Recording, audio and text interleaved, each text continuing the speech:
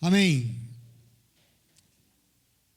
2 de Coríntios, capítulo 4, chegamos no capítulo 4, vamos ler dos versos 1 a 5. Hoje vamos meditar no capítulo 4 todo. 4 de 1 a 5, primeiro momento da nossa compreensão, da nossa construção, daquilo que está vivendo o apóstolo Paulo nesse seu momento de relação com a igreja de Corinto. O momento que ele está vivendo não é muito fácil, mas tem muito a nos ensinar em nome de Jesus. Verso 1 diz assim: portanto, visto que temos este ministério pela misericórdia que nos foi dada, não desanimamos. Antes, renunciamos aos procedimentos secretos e vergonhosos, não usamos de engano, nem torcemos a palavra de Deus. Pelo contrário, mediante a clara exposição da verdade, recomendamos-nos a consciência de todos vocês diante de Deus. Mas se o nosso evangelho está encoberto, para os que estão perecendo é que está encoberto. O Deus dessa era cegou o entendimento dos descrentes para que não vejam a luz do evangelho da glória de Cristo, que é a imagem de Deus.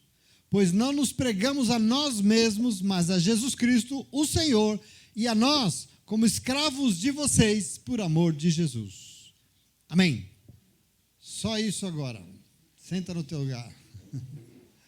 Graças a Deus. Só para a gente retomar aqui a nossa memória desse que nós estamos desenvolvendo. Semana passada encerramos com Paulo nos lembrando que o Espírito Santo de Deus nos liberta. Onde há o Espírito de Deus, aí há a verdadeira liberdade. Nele somos livres, de fato, porque quando nos rendemos ao Espírito Santo de Deus, nós podemos não ser escolhidos. Nós não ficamos sem alternativas, nós podemos escolher o que serve e o que não serve. A escravidão do mundo é tirar o nosso poder de escolher. As pessoas não podem escolher, elas são escravizadas, escolhem no lugar dela, escolhem por ela, isso é um escravo.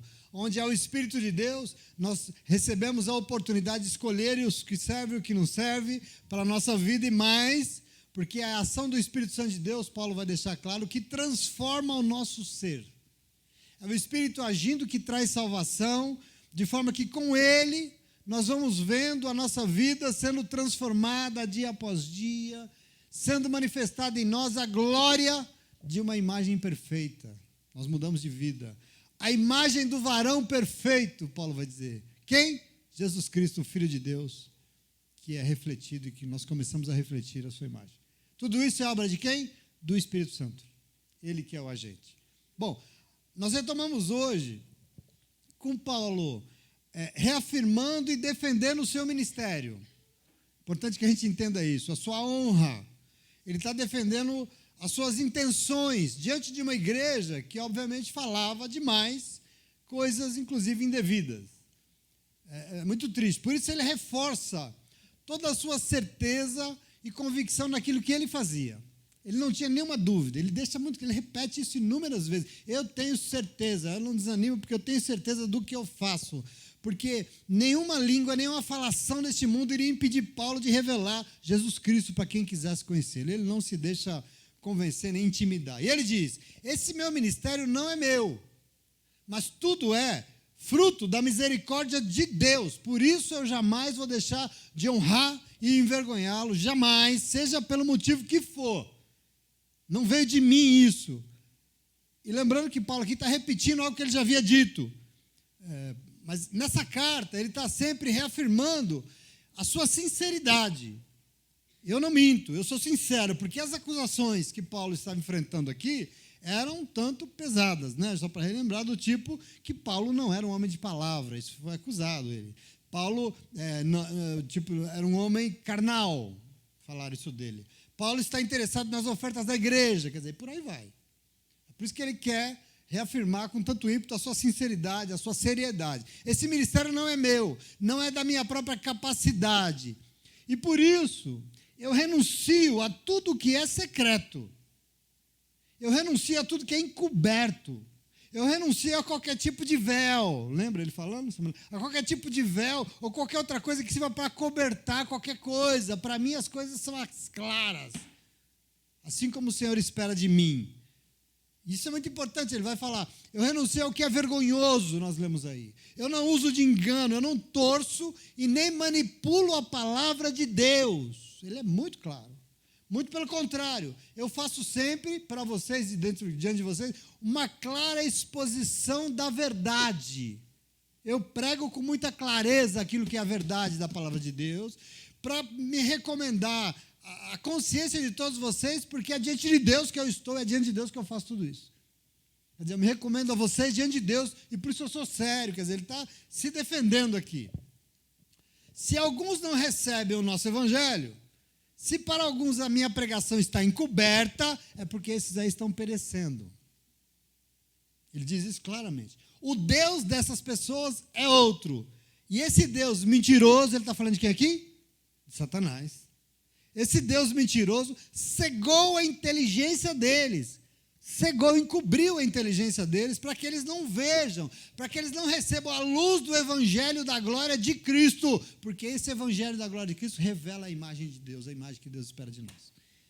Então, as pessoas que não recebem a palavra que ele prega com tanta clareza, com tanta inspiração, é porque o diabo cegou eles, a inteligência e o entendimento deles, é isso que ele está dizendo. Então, eles já estão perecendo, esses aí não tem jeito. Observe aqui a preocupação dele em afirmar a sua seriedade na obra de Deus. Isso é muito importante, eu repito. Paulo não brinca com as coisas de Deus. Paulo não está interessado em dinheiro. Paulo não faz a obra pensando em fama. Ele não quer aplausos. Ele não quer reconhecimento, antes de tudo, de pessoas. Não, ele quer de Deus. Paulo não está interessado em nada que seja propriamente seu. Porque ele deixa muito claro aqui, não é a mim mesmo que eu prego, mas eu prego a Jesus Cristo, o nosso Senhor. Não é por mim, não é para mim, não é nada para mim. Eu não sou nada mais do que um escravo de vocês por amor de Jesus, o nosso Senhor. É lindo isso, né? É lindo essa maneira como ele olha, essa dedicação dele com a obra de Deus, eu acho extraordinário. Agora prosseguimos. Versículos 6 e 7, continue lendo comigo, vamos com a construção dele. E ele vai dizer assim, Pois foi Deus quem disse, das trevas resplandeça a luz. E Ele mesmo, Deus, brilhou em nossos corações para a iluminação do conhecimento da glória de Deus, aonde? Na face de Jesus Cristo. Mas nós temos esse tesouro em vasos de barro, para mostrar que esse poder que a tudo excede, provém de Deus e não de nós. Olha que maravilhoso isso, vamos pensar aqui um pouco. Quer dizer, desde Gênesis 1, aliás, desde a criação, o primeiro ato da criação de Deus qual foi? A Bíblia diz que a terra era sem forma e vazia, e a face do abismo cobria, a escuridão cobria tudo, o Espírito Santo de Deus vagava, e Deus veio e organizou o caos. A primeira obra da criação foi, haja luz, faça-se a luz, e a luz se fez. E o mesmo Deus que iluminou a criação, é o mesmo Deus que iluminou a minha vida para revelar a luz dele, a glória dele na face de Cristo Jesus. Quer dizer, eu prego Cristo porque na face de Cristo eu vejo a glória de Deus. E quem me iluminou a fazer isso? O próprio Deus que disse, faça-se a luz lá na criação. Quer dizer, e para ele, isso é uma honra demais para um ser humano. Receber isso de Deus, receber essa revelação é uma honra grande demais. Receber das mãos do próprio Deus Criador, aquele que criou a luz, a iluminação para revelar todo o conhecimento a respeito dele, pregando o Evangelho de Jesus Cristo, isso não é pouco. É uma tarefa grande demais para qualquer ser humano. Segundo Paulo, isso é um tesouro. Esse privilégio de receber a revelação, a luz de Deus, para pregar Jesus Cristo e nisso revelar a face de Deus. Isso é um tesouro sem limite. Por isso, a condição primeira e maior para receber essa luz é que esse tesouro da revelação do Evangelho de Cristo, de Jesus Cristo, seja colocado em vasos de barro. Toda essa grandiosidade dessa revelação tem que ser colocada em vasos de barro. Veja, obviamente aqui Paulo está falando da grandiosidade dessa revelação espiritual, quer dizer, a revelação sobre Cristo Jesus, que é o quê? É o Evangelho. A revelação da palavra de Deus. É isso que ele prega, é isso que ele ministra. E isso aqui, essa revelação é uma luz poderosa demais. Ele vai dizer, é um tesouro. E de tão importante e grandiosa, não pode estar em qualquer lugar. Não cabe em qualquer recipiente. Deus não vai colocar o seu tesouro em qualquer vaso. E esse ensinamento aqui é muito precioso, é espiritual. Porque Paulo nos mostra que algumas coisas não cabem naquilo que Deus espera de nós, seres humanos aqui na Terra. Por exemplo, altivez, né? Os tão famosos estufamentos. Por essa fala aqui, nós podemos deduzir sem nenhum problema que Deus não se revela a quem se acha demais. Deus não se revela a pessoas exaltadas demais. Por quê? Porque para o Senhor é absolutamente necessário ser humilde, ser pequeno. Aliás, pequeno não. O menor dos menores, que a Bíblia diz. Aqui tem condição, e nós temos que estar atentos, porque isso é muito importante. Essa analogia que Paulo faz com o vaso de barro, é uma analogia com os pregadores da palavra de Deus. E isso aqui mostra que toda essa altivez que a gente vê por aí, dessa liderança religiosa moderna, desculpa, mas isso não pode conter a revelação do Espírito Santo de Deus, porque o Espírito Santo de Deus não é depositado em qualquer lugar. Isso é muito importante. Não é porque o cidadão está dentro da igreja, não é porque tem um título de pastor, de bispo, de apóstolo, de um título de Deus, não sei. Não é porque o cidadão está com o microfone na mão, não é porque o cidadão, muito menos, fala bonito, fala grosso, fala lindo, tem isso. Não é. Nada disso pressupõe que aquilo que sai da boca da pessoa é de Deus. Isso é muito importante, porque a gente não pode ser enganado, a gente não pode ser manipulado. Quer dizer, para você ter certeza de que uma pregação veio de Deus, é absolutamente necessário observar o quê? O que ele falou? O vaso. Porque todo o poder que existe na palavra de Deus, o tesouro, que é a revelação da luz que mostra, que nos revela Jesus Cristo, Deus na face de Jesus Cristo, não será depositada pelo Senhor em qualquer vaso, não se engane, mas Ele vai acomodar em vasos de barro, não é de louça, não é de cerâmica, não é de porcelana, não é de ferro, não é de bronze, não é de prata, não é de ouro, mas é vaso de barro. E vaso de barro é frágil. Vaso de barro é frágil. Vaso de barro, todo mundo pode ter um em casa. É acessível a todo mundo. Sim ou não? Você tem vaso de ouro em casa? Mas se quiser comprar um de barro, você consegue. É acessível, todo mundo pode ter. Até os mais pobres. Vaso de barro não dura para sempre. É finito. É isso aqui que o Senhor escolheu. E eu quero que você tome posse, porque Paulo está nos ensinando aqui sobre homem e mulher de Deus, escolhido por Deus, que tem essa incumbência do Senhor. Homem e mulher escolhida pelo Senhor tem que saber que é frágil, não precisa ficar se colocando como tal, como importante demais. Isso é condição para você receber do Senhor. Presta atenção aqui, isso é muito importante. Homem e mulher de Deus não é super-homem, não é? Mulher de Deus não é Mulher Maravilha, não. Olha aqui, Paulo, eu estou falando do apóstolo Paulo. Eu estou falando que depois de Jesus Cristo, talvez esse homem seja o homem mais, autoridade maior. O homem, possivelmente, depois de Jesus, a maior autoridade no cristianismo. Ele está admitindo que é frágil, como um vaso de barro diante da grandiosidade do Evangelho de Cristo Jesus.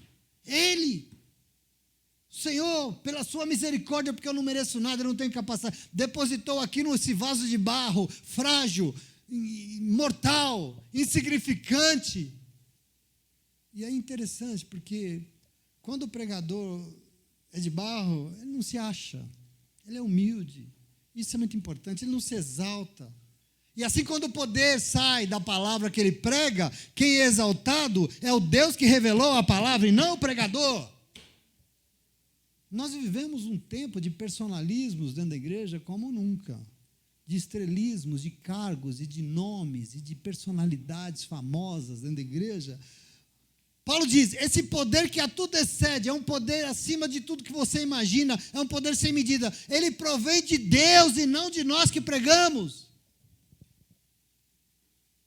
Isso é muito importante, que essa seja uma medida para você. Você está acostumado a ver pregadores na internet e tal, isso é muito importante. Nós temos que saber o que vem de Deus para a nossa vida. Você tem que saber quando você recebe uma revelação, se é de Deus ou não é de Deus. Meu irmão, minha irmã, quando alguém prega a palavra de Deus, ou quer falar algo da parte de Deus para você, mas esse alguém aparece demais. Sou pastor, sou apóstolo, sou bispa. Aparece demais. Quer reconhecimento demais, centraliza as coisas demais, as pessoas que valorizam demais, que acham que sabem demais, eu quero dizer para você, desconfie, porque isso não tem nada de Deus, isso é engano, porque Deus coloca o seu tesouro em vasos de barro, e assim jamais será o pregador a aparecer, mas quem vai aparecer e ser exaltado é o Deus da nossa vida e não um pregador nenhum. Tem que ter um caráter, um princípio de humildade, de pequeneza, de insignificância. Essa mania moderna, por exemplo, de abolir o púlpito da igreja evangélica é um negócio, para mim, sinistro. Eu não vou me acostumar com isso nunca. Acho que eu não vou ser pregador itinerante nunca. Porque para mim é sinistro. Abolir o púlpito. Os púlpitos de madeira, esse aqui, não existe mais. Acabou. Os modernos são de acrílico. Por que é de acrílico? Porque você olha, você não vê o púlpito ali, transparente, né? Ou não? Observa nas pregações que vocês assistem. Como é que é o púlpito? Como é que é isso aqui? De acrílico? De vidro? Transparente. Por quê? As pessoas, ninguém precisa ver o púlpito, as pessoas precisam ver o quê? O pregador. O convencedor. Querido, quem te convence aqui é o Espírito Santo de Deus, não é quem prega. Quem te convence aqui é a palavra de Deus, não é homem, não é mulher. Mas veja esse engano. A evidência não é esse símbolo aqui, porque isso aqui é um símbolo maravilhoso. Esse símbolo aqui, o dia que abrir mão dessa mesa e desse púlpito, eu paro. Esse símbolo aqui é um símbolo maravilhoso, que ele é portador da revelação de Deus para você. Quem aqui estiver vai trazer para você a revelação da palavra de Deus para você, querido. Presta atenção aqui, é muito maravilhoso, mas se ele é transparente, ninguém vê. E aí a evidência está em quem? No pregador com o seu terno atrás. Vocês pensam que tem acaso, né? Vocês pensam que tem acaso. Tem algumas igrejas aí que viraram casa de espetáculo mesmo, né? Porque o altar aqui existe, porque o Deus que quer falar com você quer falar num lugar alto, por isso que tem um altar, mas isso aqui virou palco. Não é mais altar, é um palco. Aliás, tem pastor que chama isso aqui de palco. É um palco. E você sabe o que acontece num palco? Palco acontece espetáculo. Em altar, não. Em altar acontece rendição, diminuição. Mas em palco acontece espetáculo. Agora, veja, domingo você aprendeu aqui com Jesus Cristo que ele não está interessado em nenhum espetáculo, porque ele se diminui para que o Pai apareça. E por isso, nem púlpito nessas igrejas tem mais. Nem acrílico tem. Ele está lá, o pregador falando e se achando na frente de todo mundo. Para mim, parece stand-up isso. Para mim, isso é comédia. Porque eu não quero um pregador inteligente, com voz boa, falando lá e me ensinando coisas legais. Eu quero o Espírito de Deus falando comigo através da palavra de Deus. E por isso esse púlpito aqui é fundamental. Você entende isso? Tem coisas que eu sou chato, eu sou velho, eu não abro mão. Agora, é transparente, porque o que tem que estar em evidência é quem fala. Mas isso nunca vai ser medida do Senhor para a nossa vida. Nunca, nunca. Posso ser eu hoje, pode ser você amanhã, pode ser o Pedro, pode ser a Márcia, pode ser a Ana, pode ser quem for, que estiver aqui pregando. A evidência aqui tem que ser do Senhor e da palavra de Deus, dada pelo Espírito de Deus, e ponto, acabou, e mais nada, querido, em nome de Jesus. Ele não divide a sua glória com o pregador querendo dar espetáculo, não, desculpa, em nome de Jesus. Nós temos que sentir o Espírito Santo de Deus falando conosco. E nós aprendemos aqui, quando o pregador dá espetáculo, domingo de novo. Isso é tentação do diabo, porque o cara começa a se exaltar, sabe? E aí vai falar com ele para você ver, falando, irmão, não mexe com o ungido do Senhor não, né? Quer dar espetáculo, quer dizer, isso é tentação. Toda evidência sai de Deus e vai para cima do pregador. Ele é o centro do culto. Ele é o que está em evidência, querido, em nome de Jesus. Paulo ensina e reforça a nossa busca, porque todo o poder que eu e você precisamos nessa vida emana de Deus. E é Ele que precisa estar em evidência e ser exaltado neste lugar aqui e ninguém mais, amém?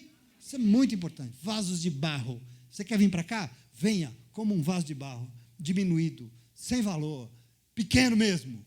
E assim você vai ser preenchido pelo Espírito que tem todo o poder, que quer estar em evidência, e você vai ser usado em nome de Jesus. Amém? Verso 8. Compreenderam aqui ou não? Vamos ler até o 15, tá bom? De todos os lados somos pressionados, mas não desanimados. Ficamos perplexos, mas não desesperados. Somos perseguidos, mas não abandonados. Abatidos, mas não destruídos. Trazemos sempre em nosso corpo o morrer de Jesus, para que a vida de Jesus também seja revelada em nosso corpo. Pois nós, que estamos vivos, somos sempre entregues à morte por amor a Jesus, para que a sua vida também se manifeste em nosso corpo mortal. De modo que em nós atua a morte, mas em vocês atua a vida. Está escrito, cri, por isso falei. Pois é, com este mesmo espírito de fé, nós também cremos, e por isso nós também falamos, porque sabemos que aquele que ressuscitou o Senhor Jesus Cristo dentre os mortos, também nos ressuscitará com Jesus e nos apresentará com vocês. Tudo isso é para o bem de vocês, para que a graça que está alcançando um número cada vez maior de pessoas, faça que transbordem as ações de graças para a glória de Deus. Até aqui tá bom, senão a gente não entende nada, né? Vamos entender esses versículos, quer dizer, todos esses embates de Paulo demonstram aqui o combate que ele travava, e é um combate constante, apertado por todos os lados, mas nunca esmagado.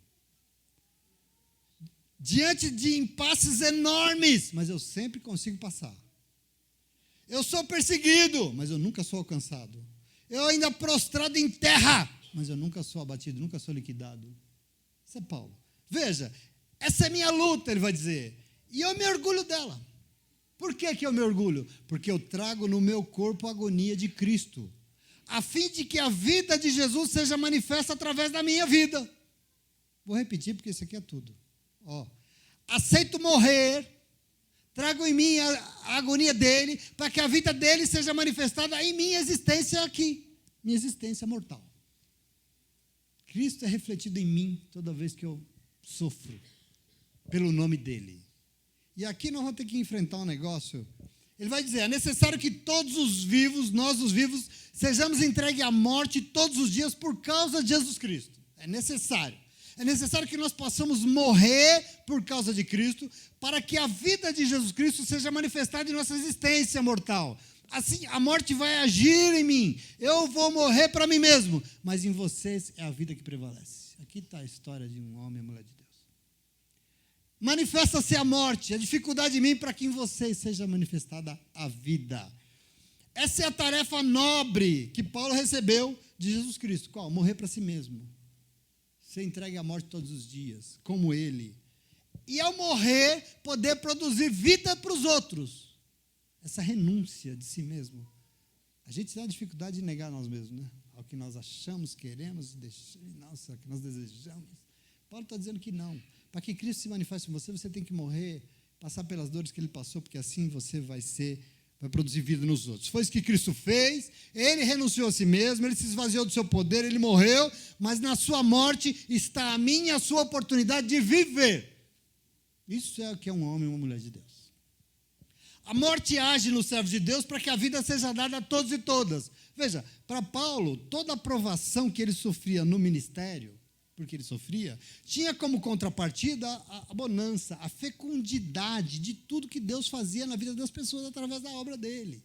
Isso para ele era o prêmio maior, porque ele está sendo acusado aqui, mas o que importa a falação dos outros? O que importa o que você está falando? O que importa os que querem me derrubar? O que importa o que Satanás está usando a língua do irmão? O que importa? Todos esses enfrentamentos, para mim, tem uma contrapartida, quer dizer, tudo que Deus faz na vida de vocês através do meu ministério, quer dizer, essa é uma verdade que eu queria dizer para você, que as pessoas não querem, não é fácil de encarar, eu sei disso, mas a verdade é a verdade de quem se rende à obra de Deus. Desculpa, a obra de Deus pressupõe algumas coisas.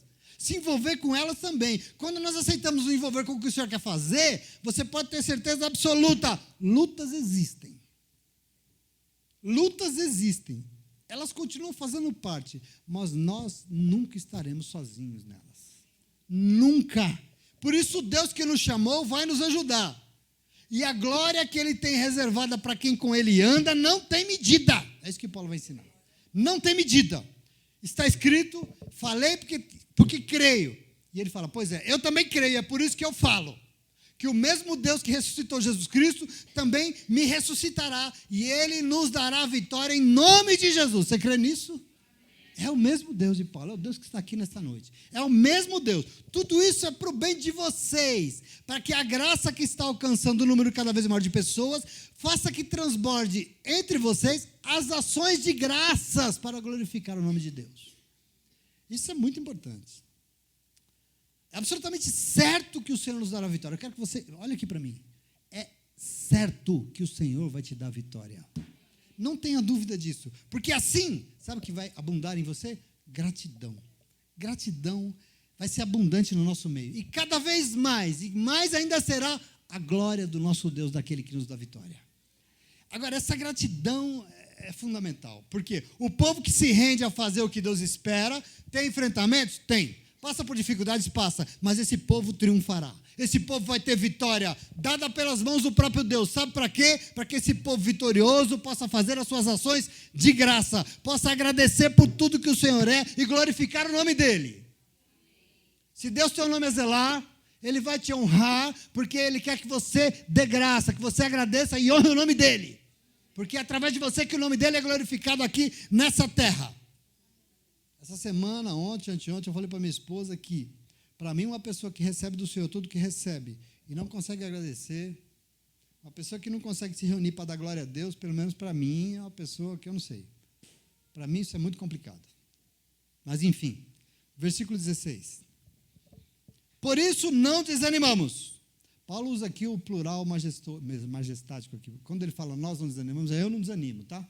Por isso nós não desanimamos. Embora exteriormente estejamos a desgastar-nos, interiormente estamos sendo renovados dia após dia, pois os nossos sofrimentos leves e momentâneos estão produzindo para nós uma glória eterna, que pesa muito mais do que todos eles. Assim, fixamos os olhos naquilo que se vê, mas do que não naquilo que se vê, mas do que não se vê, pois o que se vê é transitório, mas o que não se vê é eterno. Observa que maravilhoso. Eu não desanimo. Nada do que me acontece consegue me desanimar. Vocês acham que tudo isso que eu estou enfrentando com vocês me desanima? Nada disso consegue me desanimar. Nada me tira a coragem. Embora exteriormente eu estou desgastado, eu estou quebrado, enfrentando muitas situações, por dentro estamos sendo renovados, fortalecidos pelo Senhor. Isso é sensacional. Às vezes alguém pode olhar por fora e ver alguém enfrentando lutas terríveis. Ok? Mal sabe ele que tudo isso tem moldado a minha vida, o meu caráter. Mal sabe ele que aqui por dentro eu estou mais convicto, sábia, fortalecida, mais transformada do que nunca. Porque aqui dentro eu estou aprendendo a confiar muito mais no meu Deus. E eu sei, dia após dia, que Ele vai me dar vitória em nome de Jesus. Eu quero que você tome posse disso, porque é a palavra de Deus.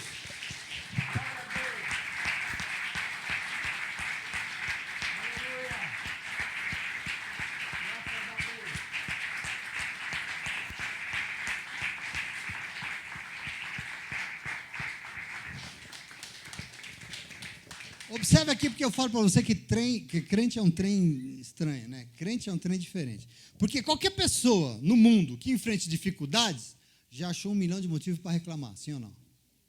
Para reclamações. Qualquer pessoa que enfrenta a vida sozinho, na raça, passa por uma dificuldade e já começa a desanimar. Quando o negócio fica difícil, perde a coragem. Não vai dar mais certo. Quer dizer, não vai conseguir. E assim, lógico, não vai conseguir mesmo. Por isso que crente é trem doido, mas crente é trem feito para vencer. Crente é para triunfar mesmo. Presta atenção. Existe um povo muito estranho, porque esse povo acredita que todas as situações difíceis da sua vida não acontecem por acaso, e não pode acontecer. Nós não sofremos por sofrer. Tem alguém aqui que já sofreu, está sofrendo? Levanta a mão. Só eu sofro nessa igreja, que delícia, obrigado Deus. Obrigado. Crente não sofre por sofrer. Sabe por quê? Crente sabe que sofrimento pode e deve ser usado para o bem daqueles que amam a Deus.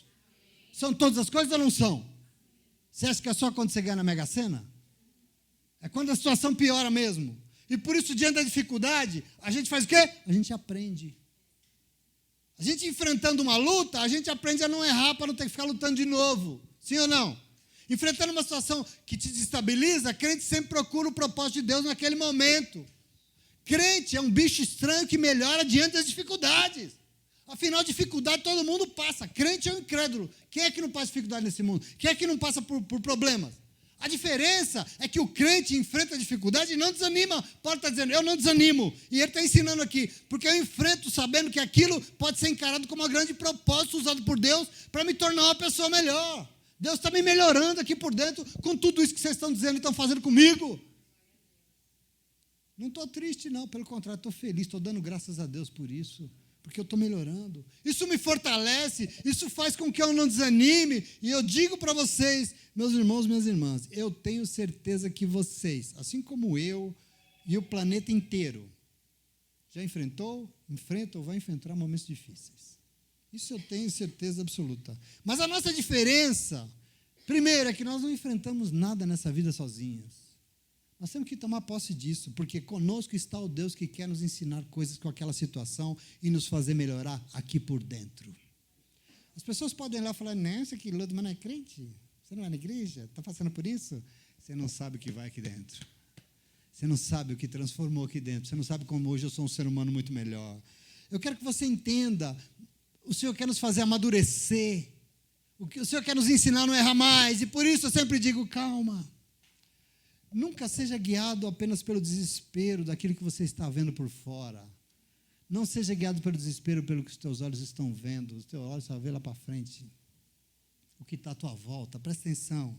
Incrédulos olham para a dificuldade e só enxergam dificuldades. Você entende o que é ser crente? Bicho estranho, né? Incrédulo, quem não crê, olha para a dificuldade e enxerga a dificuldade. Mas crente olha para a dificuldade e sabe o que faz? Se ajoelha e vai orar, ué. Vai para o joelho orar, porque sabe que aquela dificuldade não significa derrota, significa oportunidade de crescimento por dentro, melhora da alma, crescimento espiritual. E quando a gente ora, a gente cresce, faz jejum, a gente cresce espiritualmente, é isso que significa. E tem certeza absoluta que a situação não dará a última palavra, porque na vida de um crente, quem dá a última palavra na sua vida é o Senhor e só o Senhor. Cabe a Ele dizer o que será da nossa vida ou não. Aliás, eu preciso que você receba algo da parte de Deus nessa noite. Presta atenção. Sabe esse problema que você está enfrentando? Às vezes eu não sei, mas o Senhor sabe. Sabe esse negócio que tem tirado o teu sono? Que tem te feito sofrer? Sabe essa dor? Isso não é nada comparado com a glória que já está reservada para você, com o Deus que vai te dar vitória. Não é nada. O senhor acha, pastor? Não, está escrito. Está escrito, e se está escrito eu quero que você leve a sério, não é palavra de papinho de pastor não. Paulo diz, os nossos sofrimentos leves e momentâneos, não são eternos, mas momentâneos, estão produzindo para nós uma glória eterna que pesa muito mais do que todos os sofrimentos. Nós não podemos sofrer por fora, sem aproveitar a oportunidade de crescer por dentro, sabendo que o nosso Deus usará todas as coisas para o nosso bem. Ele vai dar a última palavra. E esse sofrimento aqui é momentâneo. Ele vai passar. Você precisa crer nisso. Ele é leve. Como assim, pastor? Está louco? É leve? Eu, hein? Leve porque não é o Senhor que está passando por isso.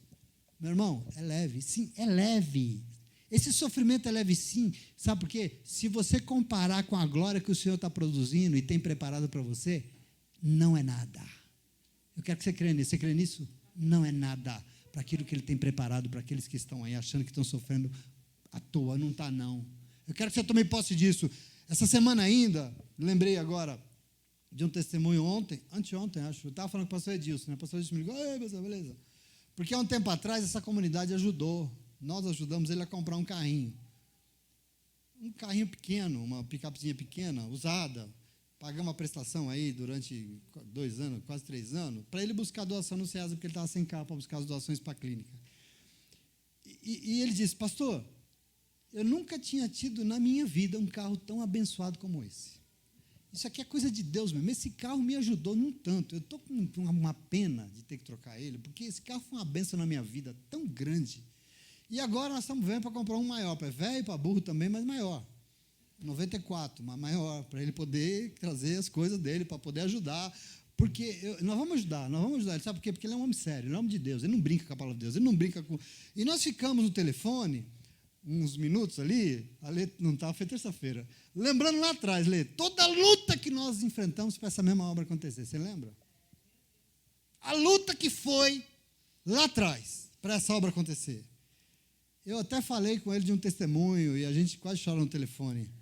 Nesse período, eu e minha esposa também a gente ia, alguns irmãos aqui, Fábio, iam com a gente, buscar alimento no Ceasa para alimentar um monte de gente que a gente alimentava com um alimento que a gente pegava de doação no Ceasa, mas para fazer isso a gente precisava emprestar carro. Marquinhos abençoou, o irmão Zé abençoou, a gente sempre tinha que ter alguém emprestando, porque o nosso carro tinha fundido o motor, e a gente não podia e não cabia também. Então sempre alguém emprestava, o irmão Marinho emprestou. Mas um dia nós saímos de casa com um carro, e chegando aqui embaixo ali, desceu na represa e ele quebrou.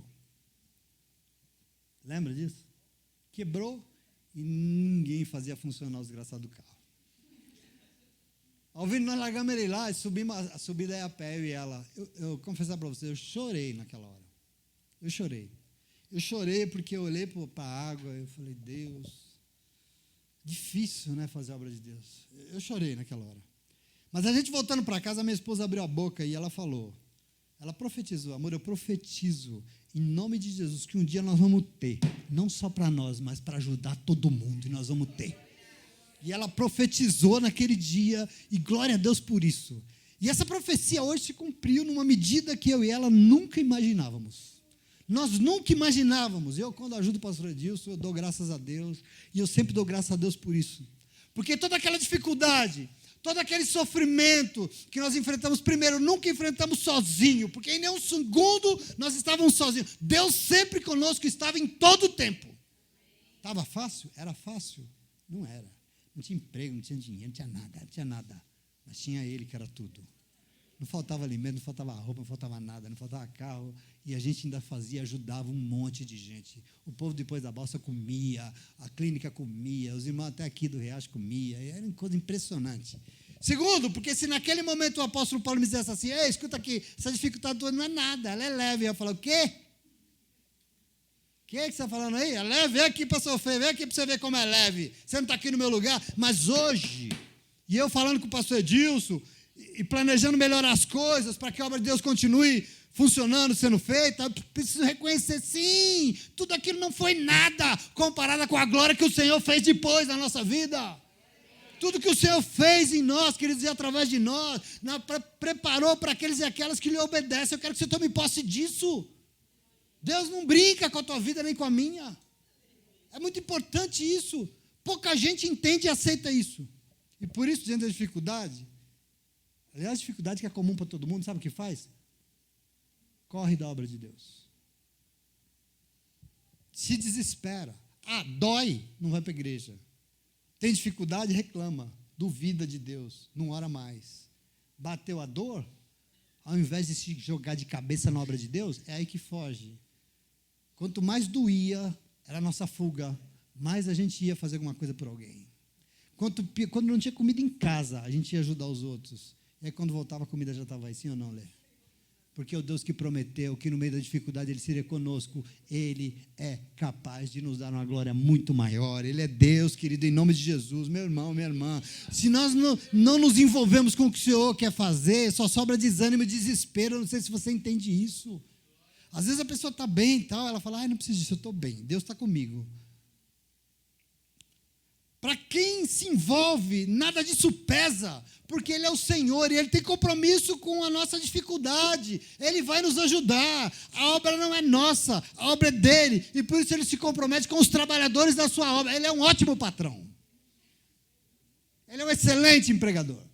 Ele tem todo compromisso com quem resolve trabalhar para Ele, em nome de Jesus. Eu quero que você tome posse disso. Às vezes a pessoa está quebrada e agora fala, se ele soubesse, que ele se envolvesse com a obra de Deus, Deus ia cuidar de tudo para ele. Como Ele cuidou para nós. Ele ia cuidar de tudo. É impressionante, querido. Não se preocupe, não. Está difícil? Vai lá e se envolva mais ainda. Vai lá e faça aquilo que Deus quer que você faça. Faça para Deus.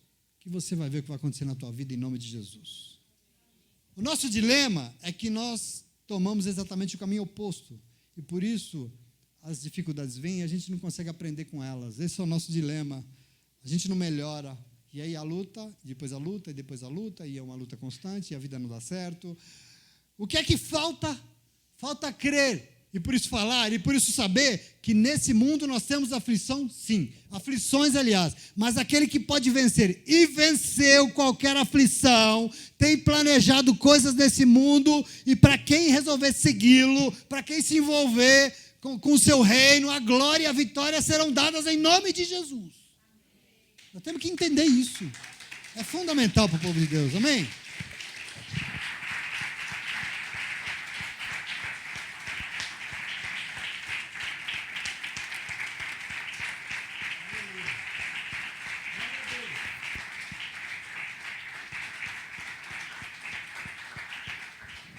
Isso é Paulo. Quanto mais chicoteava, mais ele fazia. Quanto mais falava, mais ele pregava. Quanto mais tentava impedir, mais aí que ele ia. Isso é Paulo, quer dizer. Agora você pode falar, mas pastor, eu não sei o que eu fazer. Eu estou paralisado, eu não consigo dar um passo, eu não sei para onde eu vou. A coisa está difícil, o que é que eu faço? Eu quero que você ouça o apóstolo Paulo falando com você agora. Não sou eu, é o apóstolo Paulo. Fixe os olhos, não naquilo que se vê, mas do que não se vê. Pois o que se vê é transitório e o que não se vê é eterno. Fixe os teus olhos. Está difícil? Não sabe o que fazer? Não olhe para aquilo que os teus olhos podem ver. Não olhe para a dificuldade. Não olhe para a tribulação. Não olha, não. Não olhe para as suas dificuldades. Elas estão aí, elas estão aí. Mas olhe para o Senhor. Olhe para o teu Deus. Ele também está aí. Ele não te abandonou nem um segundo. O problema é que diante do problema, da dificuldade, da dor, a gente olha para o problema. A gente não olha para o Senhor. E aí, como é que está? Está uma luta, pastor, né? Eu vou vencer em nome de Deus. Eu falei, vai, filha, vai. Quer conselho? Está difícil? Tá. Ora. Ora. Quantos minutos nós temos dedicado de oração ao Senhor? Nós estamos vindo na igreja segunda-feira orar? Ora. Não sabe o que fazer diante de uma situação difícil? Feche os seus olhos carnais. Feche o olho. Fixe os seus olhos espirituais naquilo que você não está vendo, que você não consegue ver, porque essa dificuldade tem te amedrontado, ela é transitória. Ela vai passar, ela não vai dizer como vai ser a tua vida, mas o Deus que é espírito e só pode ser visto com olhos da fé, com olhos espirituais, esse é eterno, esse é poderoso, ele pode fazer infinitamente mais do que nós podemos pensar ou imaginar, ou o que nós podemos achar. Eu não sei se você crê nisso. Precisa. Nós vamos nos levantar, meus irmãos. Existem coisas nessa vida aqui na terra que nós podemos ver. Tudo que você pode ver com os seus olhos é transitório, é passageiro, mas tem coisas que são eternas, que são sobrenaturais, que são espirituais, e essas você não consegue ver. É por isso que não fixe os seus olhos, não fixe os seus pensamentos no que você está vendo, não fixe os seus olhos, os seus pensamentos, assim, tudo, o seu espírito naquilo que é espiritual, naquilo que é do Senhor. Foque nessa palavra que você recebe e as pessoas jogam no lixo toda semana. A gente não volta a ouvir ela, a gente não faz anotação, a gente não estuda ela, a gente não lê ela em casa de novo. Eu ouço pregação todos os dias da minha vida. E eu preciso ouvir. E você também precisa. Olhe para aquilo que é espiritual, olhe no Senhor, olhe nas promessas que o Senhor tem feito na tua vida, porque Ele vai te fortalecer e você vai ver tudo mudando. Vai mudar aí dentro, vai mudar você aí dentro. As coisas serão melhores em nome de Jesus, amém? E se aqui dentro for melhor, tudo será melhor. E você vai conseguir transformar essa situação. Você vai vencer em nome de Jesus, amém? Amém. Confie no teu Deus. Entregue todos os seus caminhos a Ele. E assim Ele vai, Salmo 37, agir. Entregue, mas confie. Porque assim Ele vai agir. Fixe os seus olhos. Ai, minha picuinha, ai, nhaninha, ai, mimimi. Aí o irmão falou, ai, meu marido, ai, minha mulher, dá esse marido, essa mulher para lá. Olhe para o Senhor. Se o Senhor quiser, eu raio o cara na cabeça do desgraçado, mas se não quiser também.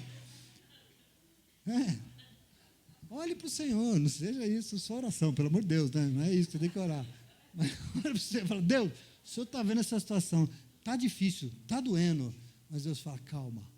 Porque o que eu tenho preparado para você é muito mais. Você não imagina o que eu tenho para você. Então, fixe nele. Coloque todos os teus pensamentos nele. Ore a ele. E você vai ver como a vitória será tua em nome de Jesus. Amém? Você crê nisso? Você consegue crer nisso? Então, diga glória a Deus. De verdade, glória a Deus. Diga glória a Deus. E aplauda o Senhor, porque Ele é bom. Glória a Deus. Vamos louvar. Aleluia.